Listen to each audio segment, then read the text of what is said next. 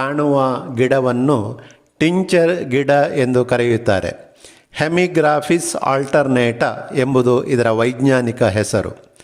ಸಾಮಾನ್ಯವಾಗಿ ಮನೆಯಂಗಳದಲ್ಲಿ ಅಥವಾ ಮನೆಯ ಎದುರಿನ ಹೂತೋಟದಲ್ಲಿ ಕಾರ್ಯನಿರ್ವಹಿಸುವಾಗ ಕೈಕಾಲುಗಳಿಗೆ ಚಿಕ್ಕ ಗಾಯವಾದರೆ ಅದಕ್ಕೆ ಸೋಂಕು ತಗಲದಂತೆ ಹಾಗೂ ಶೀಘ್ರವಾಗಿ ಗುಣವಾಗಲು ಟಿಂಚರ್ ಗಿಡದ ಎಲೆಯನ್ನು ಬಳಸುತ್ತಾರೆ.